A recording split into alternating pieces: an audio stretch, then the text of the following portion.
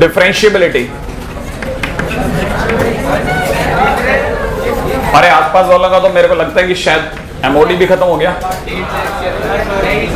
नहीं हुआ अभी तो। चलो आप बाद में करते हैं अपन सारी बात। लिखिएगा फटाफट से डिफरेंशिएबिलिटी में पहला टॉपिक डेरिवेटिव। डेरिवेटिव,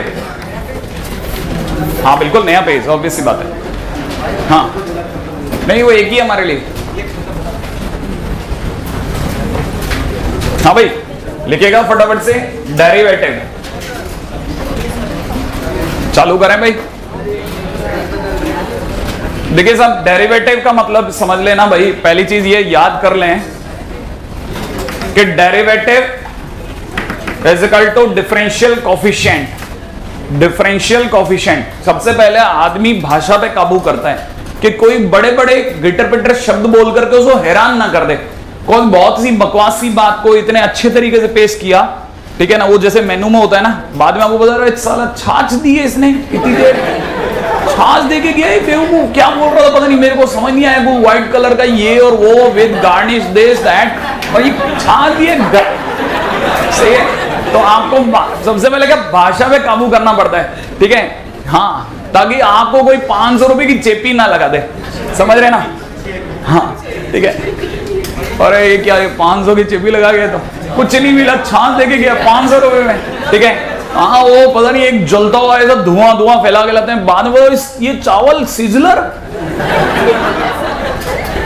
हाँ ये 350 रुपए के एक कटोरी चावल एक कटोरी चावल 350 के, हाँ। अच्छा चलिए आगे चलते हैं। Derivative is equal to differential coefficient.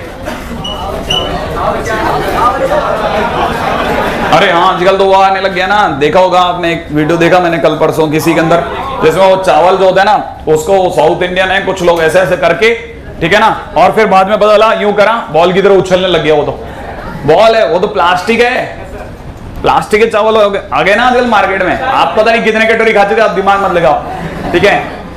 कुछ दिन बाद तो अपने से टक करेंगे ना तो पता चला प्लास्टिक की बॉडी हो गई हमारी, ठीक है। पुराने जमाने के लोग ऐसे करते हैं ना, टन की आवाज आती है ना, अब ठक की आवाज आएगी ठीक है। डिफरेंशियल कोफिशिएंट इधर दिमाग लगाते हैं, ठीक है। हाँ भाई इधर डिफरेंशियल कोफिशिएंट, ये ऐसा है ना, ऐसा शब्द है डिफरेंशियल कोफिशिएंट जिसपे अक्सर हम हैरान हो जाते हैं। कई बच्चों सोचते हैं कोई कोफिशिएंट आने वाला अल्फा बीटा गामा, ठीक है, कुछ नहीं आएगा। Coefficient D over D x से बेटा, डिफरेंशियल कोफिशिएंट का मतलब D over D x, that is derivative, ठीक है ना भाई। पहली चीज खत्म, अगले बात आप तो, ठीक है। अच्छा अब डेरिवेटिव के बारे में अगर भाई थोड़ा बहुत भी कहीं संदिग्धता बचती है तो वो बाकी बची मैं खत्म कर देता हूं। जैसे मान लीजिए कि किसी ने मेरे से कहा एक कर्वेचर ऐसा है, इस कर्व का नाम क्या है, y इक्वल टू fx है। इस fx के किसी पॉइंट पर मैंने टेंजेंट बनाया, लेट्स से ये पॉइंट है जिसमें मैंने एक टेंजेंट ड्रॉ किया है। ये जो टेंजेंट जहां ड्रॉ हुआ उसका अगर मैं एंगल निकालू थीटा, दिख रहा है आपको थीटा, इस थीटा का जिस दिन मैं tan थीटा निकालूंगा तो that tan theta will be equivalent to dy by dx and we call it derivative, derivative at that point. सही है भाई, बस एक बार के लिए पहले स्टार्टिंग में सबसे बकवास बात होगी, अब आगे चलते हैं, ठीक है। नेक्स्ट पॉइंट पे बात करते हैं। अब अगला लिखेगा, ठीक है। अब क्योंकि बात चली tan थीटा पे, इसलिए second point is tangent. Tangent क्या चीज है, ठीक है ना भाई, टेंजेंट क्या पंगा है। टेंजेंट की डेफिनेशन पूछ करके मैं आपको शर्मिंदा नहीं करना चाहता, लेकिन फिर भी अगर आप चाहते हैं तो मेरे को बता सकते हैं कि सर मुझे टेंजेंट की इक्वेशन नहीं, टेंजेंट की है ना डेफिनेशन पता है, कोई मेरे को बता देगा टेंजेंट की डेफिनेशन। हालांकि ये सबसे बकवास बात है कि सर चलो तुक्का तो लगा ही लेता हूं मैं, हाँ ट्राई कर लो पहले आप, हाँ। एक पॉइंट से कोई मतलब लाइन क्रॉस करके टच करते हुए निकल जाए, ठीक है। देखो एक इसने क्लियर अपने जो भी इसके दिमाग में है बोल दिया, कोई और भी अगर इसे थोड़ा और सुस्पष्ट शब्दों में बोलना चाहे, हाँ।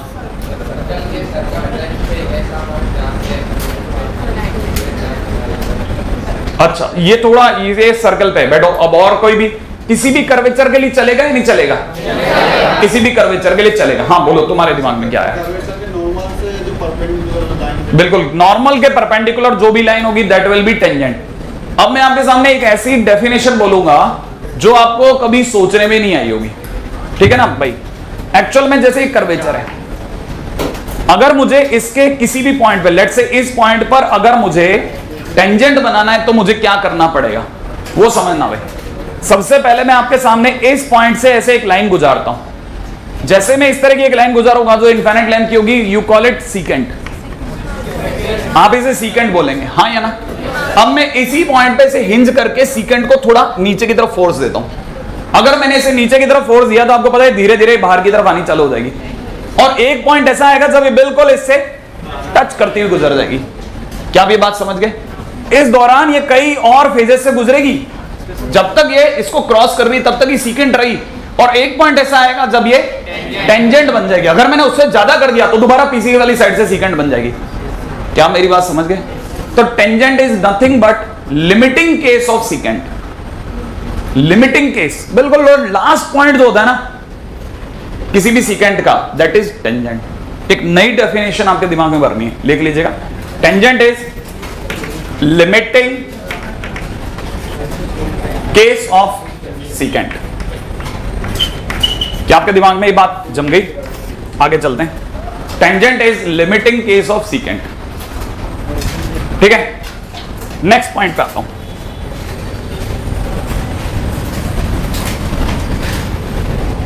पॉइंट नंबर 3, तीसरा पॉइंट लेते हैं।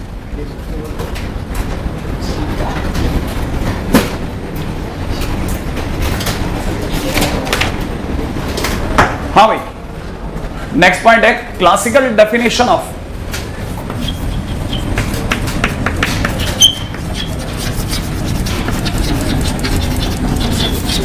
Differentiability, of differentiability, classical definition of differentiability, ठीक है भाई।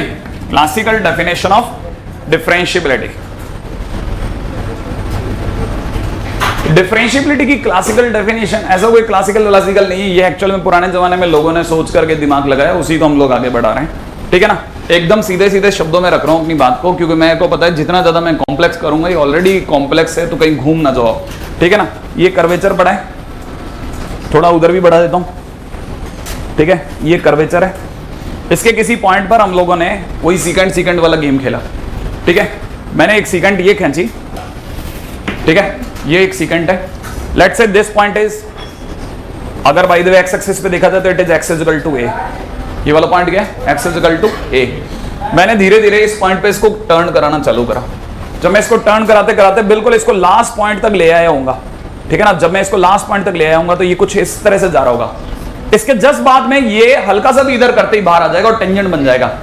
आप यहां तक की बात समझ गए, ठीक है ना भाई। तो ये जो आखिरी पॉइंट है ना, इस पॉइंट को, क्योंकि ये ए है, ठीक है, और ये बिल्कुल इसके क्लोज है, मेरे डायग्राम से नहीं लगेगा लेकिन ये बिल्कुल इसके क्लोज है, तो मैं इसे a प्लस एच कह देता हूं। क्या आप ये बात समझ गए?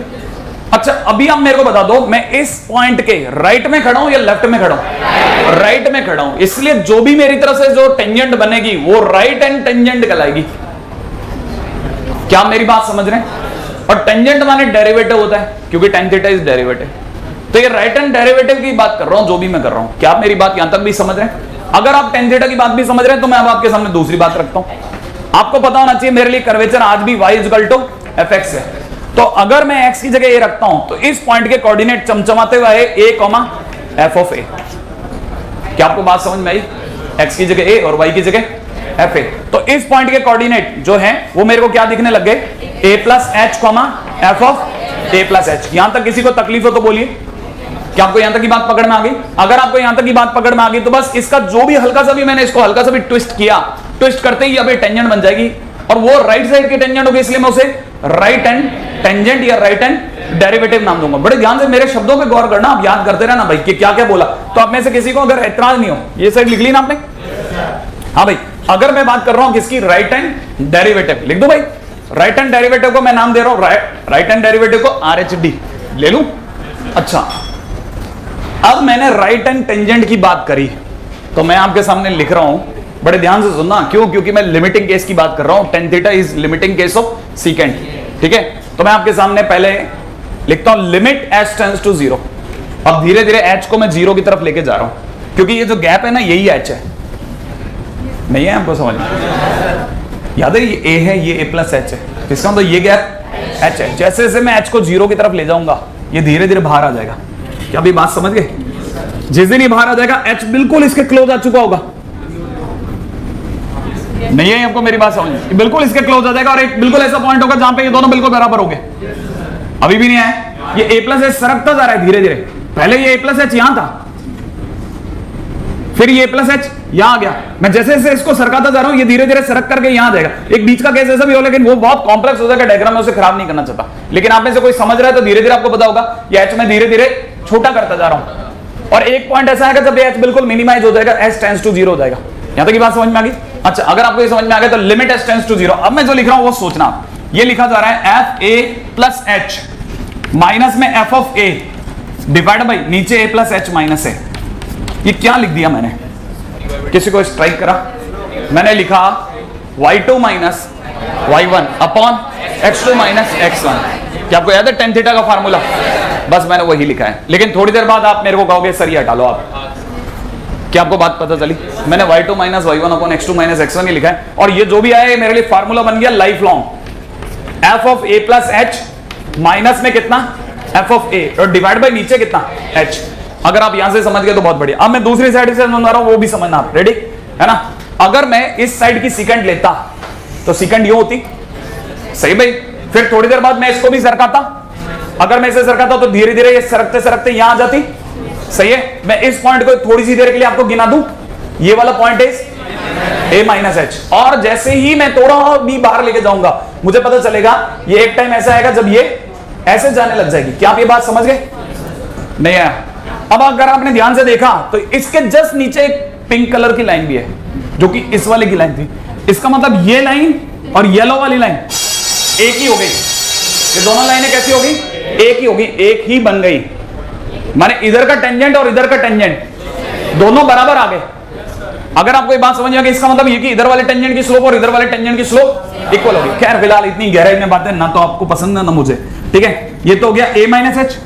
अच्छा, अब की बार अगर किसी ने मुझसे LHD पूछा तो LHD इज इक्वल टू कितना? Limit h tends to zero f of a minus h minus में f of a divide by कितना?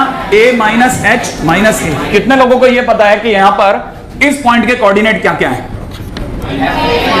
a माइनस h, ये तो x की वैल्यू होगी, comma f of a minus h। क्या आपको ये पता है फार्मूला कौन सा चल रहा है? ये y2 minus y1 upon x2 minus x1। Limit h tends to zero क्यों लिख रहा हूं?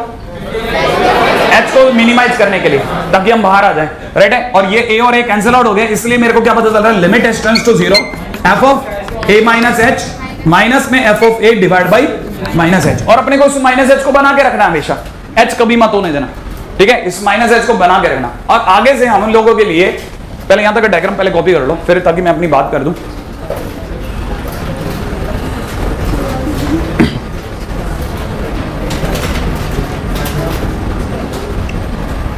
पहला पॉइंट, डिफरेंशियबिलिटी। इसका मतलब होता है यूनिक टेंजेंसी, ठीक है, पहली बात। दूसरी बात,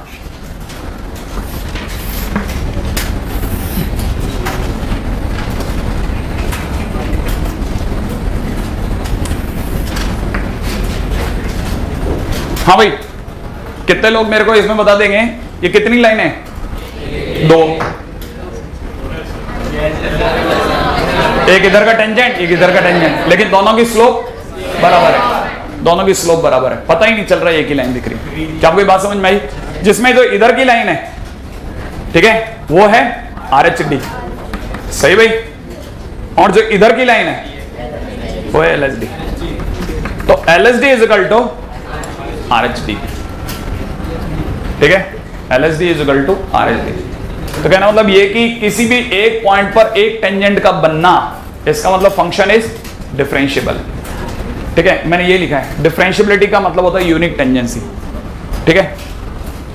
अब जिन्हें ये समझ में आया ही नहीं कि सर क्या कह रहे हैं, है ना, वो इसलिए नहीं आया क्योंकि मैंने कोई ऊट पटांग बात नहीं बोली।